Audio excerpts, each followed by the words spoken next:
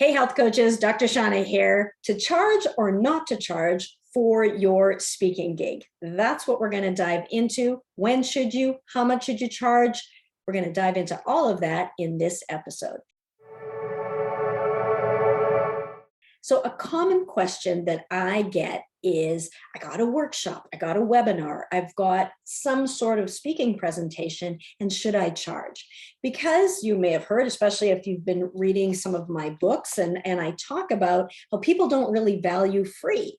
But on the other hand, sometimes you want to have a free lead magnet. So what is it, Dr. Shaunna? Should you charge or not to charge? So it depends. There's always more than one right answer. So let's look into this. If you are doing a webinar, culturally, people expect those to be free. So those ones generally free. So look at what else is going on.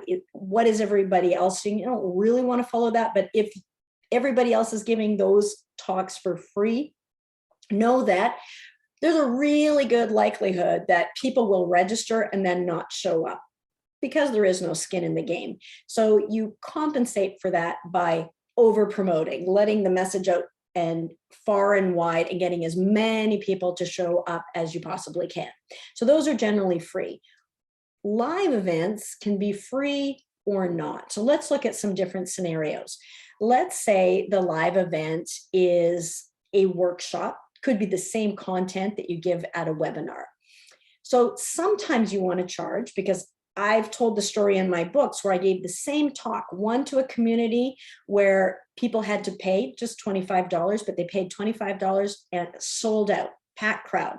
I gave the same talk at the hospital where I worked at just after work. 4 people showed up. 2 of them were my parents. So it was like, now the 2 that did show up, the other 2, other than my parents, loved it. And then other people heard about it, wanted me to do it again. I'm like, no chance. So here's the parameters that you can use to determine whether you should charge or not to charge. If you have a captive audience, which is always ideal, which is always the best, then, and they're showing up, even if you're not charging, don't charge. You can have it free. So what does that look like? I gave talks for a bank, for example, at a bank. They were doing a conference day and I was a wellness speaker. Now, all the other things were about numbers, all the other presentations, but mine was in there, and people were at the event anyways, and they would be excited about this different talk about wellness. And so I knew I would have people, so I didn't have to individually charge. Now, having said that, for that particular event, I was paid for that event. So I didn't have to charge people individually, but I would have done that event even for free. But that was a corporation. They have a budget for speakers. You want to work within their budget for speakers. A school. I spoke many times to schools, sometimes to the students, sometimes to the parents, and sometimes to the teachers on their personal development days. Those were always free. So the talk itself was free, but people were already showing up. They were already showing up at a parent council meeting. Kids were already in class. They already had attendance. And the teachers, it was their in-service day, and they had to show up for that day anyways. And I was that value add for that day. So if they're showing up anyways, you can offer that for free as a lead magnet. And what will happen is, as people know what you do, they find out more about you. Some of them will want to have you help them with some of their issues, and the content of what to put in workshops and webinars in order to facilitate that. That'll be a topic for another video. So those can absolutely be free. Another one that was free, I spoke at a car dealership, and it was women in automotive. And that one also could be free because they were on it was like a lunch and learn. So a corporate lunch and learn could also be for free.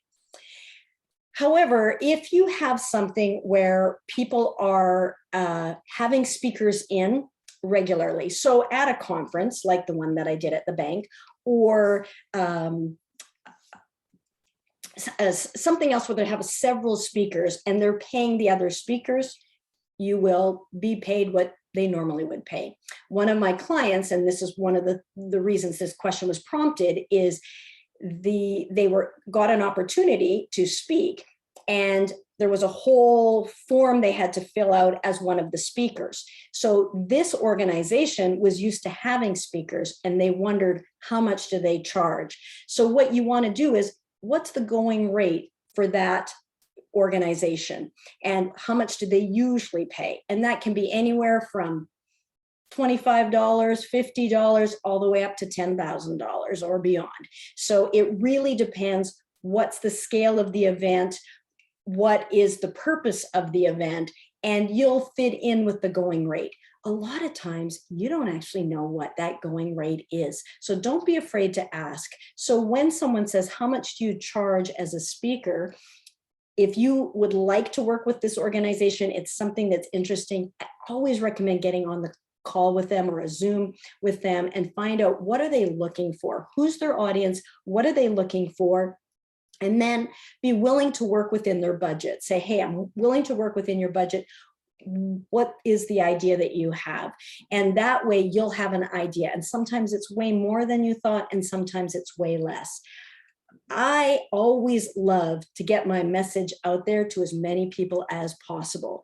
So I was not afraid to speak for free or a low amount, especially if I was doing a talk where I didn't have to bring a lot of material with me, props, demos, cooking classes, for example. That's a different thing. If you have to pay for supplies and materials, you're going to want to factor that into courses. But I always benefited on the back end of that. So give freely, give generously, give your best, but invite people to connect with you after. And it's in that connecting with you after, the ones who want to know more. Some people are like, thanks very much, that was really good, and you never hear from them again. And some people say, gosh, could you help me? And they will come to you. You have a conversation. If you can help them, voila, they're a client.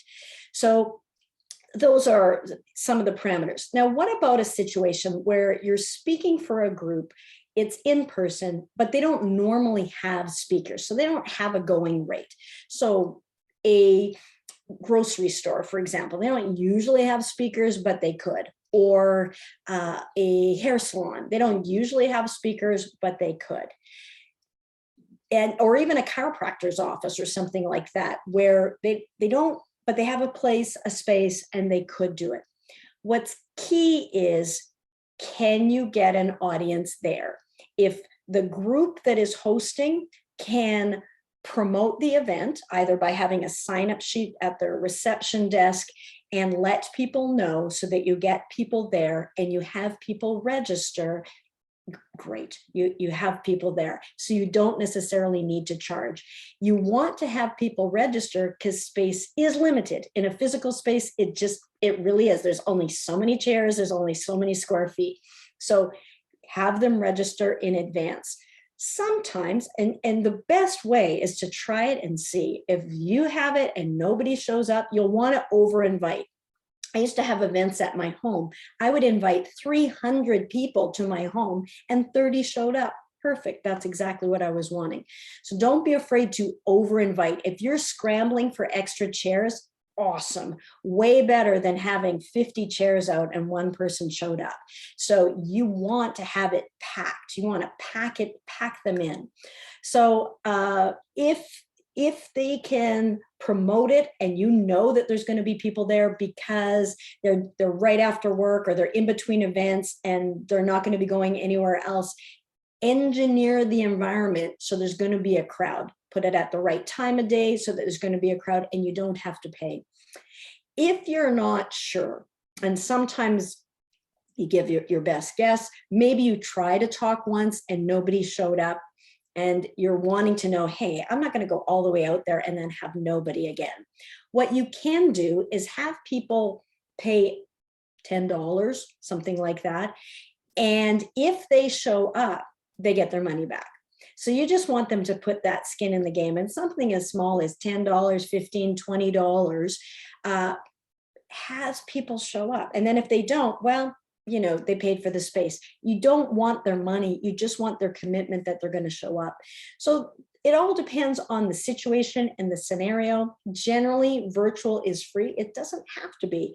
If you're doing a paid event, though, you're going to want to promote that event, and you're going to have to tell people why should they pay their hard-earned money to come to this event. But generally speaking, virtual webinars, for example, those are free. In person, if they're already going to be there anyways, and you know you're going to have an audience, you can do those for free. Or if a corporation is hiring you, then you go with their going rate.